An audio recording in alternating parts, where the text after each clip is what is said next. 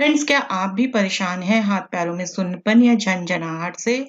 तो बार-बार हाथ पैरों के सुन्न होने की वजह शरीर में न्यूट्रिशन की कमी भी होती है। अगर आपके शरीर में iron, calcium, vitamin B 12, potassium की कमी होती है, तो इससे हाथ पैर सुन्न होने लग जाते हैं। इसलिए आप अपनी डाइट में इन सभी पोषक तत्वों को शामिल करें। तो शरीर में आयरन की कमी को पूरा करने के लिए क्या खाना चाहिए? जितना हो सके आप अपनी डाइट में हरी पत्तेदार सब्जियों को शामिल करें। आप ब्रोकली खाएं, पालक खाएं, केला, मशरूम, आलू को छिलके के साथ खाएं। ये सभी आयरन बढ़ाने के लिए मदद करते हैं। इसके अलावा ड्राई फ्रूट्स भी अपनी डाइट में शामिल कर सकते हैं। ड्राई फ्रूट्स में आप खजूर खाएं, यानी कि सूखे डेट्स, इनमें काफी मात्रा में आयरन पाया जाता है। आप किशमिश खा सकते हैं, किशमिश में भी काफी मात्रा में आयरन होता है। तो आप 10 से 15 दाने किशमिश के रात को पानी में भिगोकर सुबह किशमिश के साथ 2 खजूर ले लें और उन्हें चबाकर खाएं और जो बचा हुआ पानी है इसे पी लें। ऐसा करने से शरीर में जो खून की कमी है, आयरन की कमी है, ये सब दूर हो जाएगी। इसे ज़रूर आज़मा कर देखें। इसके अलावा भी आपको इसके बहुत से बेनिफिट्स मिलेंगे। इसके अलावा आयरन की कमी को पूरी करने के लिए आपको अपनी डाइट में फाइबर को भी शामिल करना है। होल ग्रेन्स में बहुत फाइबर होता है, तो अपनी डाइट में अनाज को ज़रूर शामिल करें। कैल्शियम की कमी को कैसे पूरा किया जा सकता है? आप अपने खाने में हरी सब्जियों का सेवन ज़्यादा करें, जैसे कि ब्रोकली, गोभी, भिंडी आदि। दरअसल सब्जियां कैल्शियम की पावर हाउस होती हैं। इनमें विटामिन के का लेवल भी बहुत अच्छा होता है, जो कि हड्डियों की सेहत के लिए बहुत अच्छा होता है। इसके अलावा अजवाइन को भी आप डाइट में शामिल कर सकते हैं। अजवाइन की भाजी आती है सीजनल, तो आप अजवाइन की भाजी खाएं या फिर अजवाइन सीड्स को डाइट में शामिल करें। सिर्फ 9 ग्राम अजवाइन में 115 मिलीग्राम कैल्शियम होता है। इसमें और भी बहुत से पौष्टिक तत्व होते हैं जो हमारे शरीर को हेल्दी रखते हैं और सर्दी जुकाम नहीं होने देते। साथ ही साथ हाथ पैरों को सुन्न भी नहीं होने देते। तो आप अजवाइन की चाय बनाकर पी सकते हैं या फिर दोपहर के खाना खाने के बाद आधी छोटी चम्मच अजवाइन और थोड़ी सी गुड़ लेकर चबा कर उसे खा लें। इससे खाना भी डाइजेस्ट अच्छे से होगा और अजवाइन और गुड़ से आपको कैल्शियम भी मिल जाएंगे। खसखस खाएं। खसखस के अंदर काफी अच्छी मात्रा में कैल्शियम होता है। 9 ग्राम खसखस में 126 मिलीग्राम कैल्शियम होता है, जो हमारे हाथ पैर को सुन्न नहीं होने देता। खसखस खाने से फर्टिलिटी पावर बढ़ती है। ये मेल्स और फीमेल्स दोनों के लिए फायदेमंद है। ये खराब कोलेस्ट्रॉल को शरीर से बाहर करता है। थायराइड को भी कंट्रोल करता है। आपको हाइपोथायराइड हो या फिर हाइपरथायराइड की प्रॉब्लम हो, तो आप खसखस का सेवन कर सकते हैं। खसखस खाने से आप अपने ब्लड शुगर लेवल को भी कंट्रोल में कर सकते हो। तो खसखस को प्रयोग करने का तरीका जानते हैं, जिससे आपको नींद भी बहुत अच्छी आएगी और सारे फायदे मिलेंगे। रात को 1 गिलास दूध में 1 चम्मच खसखस डाल लेनी है और इसे उबाल लेना है और रात को सोने से पहले इसे सिप-सिप करके पी लेना है। आप चाहें तो इसमें चुटकी भर हल्दी भी मिला सकते हैं। इसके अलावा लंच और डिनर के बाद 2 सूखे अंजीर ज़रूर खाएँ और 1 महीने तक लगातार ऐसा करें। अंजीर में भी ठीक-ठाक मात्रा में कैल्शियम पाया जाता है। अंजीर खाने से आपकी नसें भी मजबूत होती हैं और आपका शरीर भी हेल्दी रहता है। आप तिल के लड्डू भी खा सकते हैं। अगर आपको मीठा बहुत ज़्यादा पसंद नहीं है, तो आप तिल को रोस्ट करके ऐसे ही चबा-चबा कर खाएँ। तिल में काफ़ी मात्रा में कैल्शियम पाया जाता है। 9 ग्राम तिल में लगभग 118 मिलीग्राम कैल्शियम होता है, जो हाथ पैरों को सुन्न नहीं होने देता। तिल खाने के और भी बहुत से फायदे होते हैं, जैसे कि डायबिटीज कंट्रोल करता है, जोड़ों का दर्द खत्म करता है। थायराइड के मरीज भी तिल का सेवन कर सकते हैं। फ्रेंड्स, एक सुपर फूड है जिसे चिया सीड कहते हैं।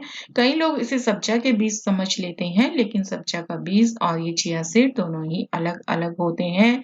तो इनमें भी काफी मात्रा में कैल्शियम होता है। 9 ग्राम चिया बीज के अंदर 60 मिलीग्राम कैल्शियम होता है। इसके अलावा इसमें फाइबर और प्रोटीन भी काफी मात्रा में होता है। चिया बीज खाने से कॉन्स्टिपेशन की प्रॉब्लम दूर होती है और ये सुन्नपन भी ठीक करता है। चिया बीज को खाने के लिए इसको 2-3 घंटे पहले पानी में भिगो दें और फिर इस पानी को घोलकर पी लें और इसे आप अपनी स्मूदीज वगैरह में भी डाल सकते हैं। इसके अलावा सफेद काबुली चने, हरी फलियां, राजमा, मूंग की दाल, सोयाबीन, लाल मसूर, हरे मटर, इन सभी के अंदर काफी मात्रा में कैल्शियम होता है। तो तो आप इससे कैल्शियम की कमी को पूरा कर सकते हैं। फ्रेंड्स, अब जान लेते हैं कि शरीर में विटामिन B12 की कमी को कैसे पूरा किया जा सकता है। विटामिन B12 सिर्फ नॉन वेजिटेरियन फूड और दूध और पनीर में ही होता है।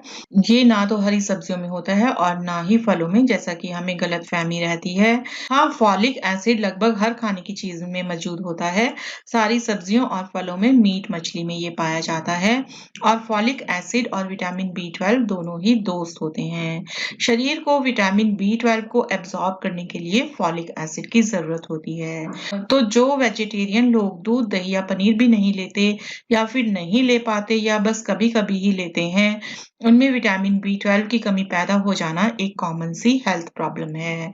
हमारे देश में एक बड़ी आबादी शाकाहारी है। अगर वह दूध, दही या पनीर भी नहीं लेती, तो उनके लिए विटामिन B12 की कमी का खतरा हमेशा ही रहता है। नसों में जो कमजोरी होती है, ये भी विटामिन B12 की कमी से ही होती है। तो अगर आप वेजिटेरियन हैं, तो जरूर मिल्क प्रोडक्ट लिया करें, डेयरी प्रोडक्ट लिया करें। एक बात का ध्यान रखें कि विटामिन B12 वाटर सॉल्युबल है, इसलिए आपको रोजाना का रोजाना लेना पड़ेगा। ये हमारे शरीर में स्टोर होकर नहीं रह सकता है। फ्रेंड्स, अब चौथा है कि शरीर में पोटेशियम की कमी को दूर करने के लिए क्या खाना चाहिए। आप पालक खाएं। पालक में पोटेशियम काफी अच्छी मात्रा में होता है। 1 कप यानी कि लगभग 30 ग्राम पालक में 167 मिलीग्राम पोटेशियम और 7 कैलोरी पाई जाती है। और पालक पोटेशियम के अलावा आयरन और कैल्शियम का भी अच्छा सोर्स होता है। जहां आयरन हेयर हेल्थ को बेहतर बनाने के साथ साथ एनीमिया से भी बचाव करता है, वहीं कैल्शियम हड्डियों और दांतों के लिए भी बेहद आवश्यक है। आप पालक को चाहें तो वेजिटेबल सलाद में शामिल करें या फिर इसका सूप बनाकर पिएं या फिर जूस बनाकर पिएं।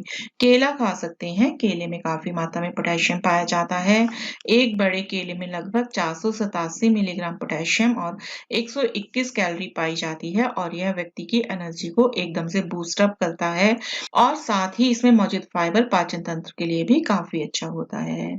आप केले को चाहे तो यूं ही खाएं या फिर इसकी स्मूदी बनाकर पिएं। इसके अलावा भी अगर हाथ पैर दिन भर में कई बार सोने लगे, तो इसके कुछ और कारण भी हो सकते हैं। गले से लेकर हाथ या पीठ से लेकर पैर के तलवों तक झंझनाहट महसूस हो सकता है कि किसी चोट या गलत तरह से बैठने से या गठिया जैसी बीमारी के कारण भी नस दब गई हो।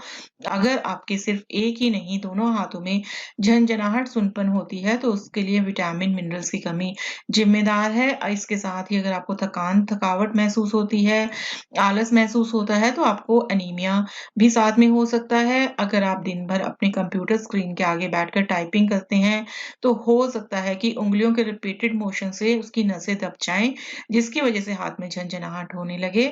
अगर झंझनाहट की वजह यही है, तो आप अपने डेली रूटीन में खास चेंजेस लाएं। इसके अलावा अगर आपका डायबिटीज, ब्लड शुगर लेवल बहुत बढ़ा हुआ है, तो आपका हाई ब्लड शुगर के कारण भी आपको हाथ पैरों में झंझनाहट महसूस हो सकती है। थायराइड में भी झंझनाहट का एहसास होता है। तो अगर आपको हाइपो या हाइपरथायराइड है, तो आपको हो सकता है कि शरीर में सुन्नपन और झंझनाहट की समस्या ज्यादा आती हो। तो ये भी कुछ कारण हो सकते हैं हाथ पैरों में सुन्नपन या झंझनाहट के। आप अपने कारणों को जानें, समझें और उसके अकॉर्डिंग ये उपाय अपनाएं। Thank you.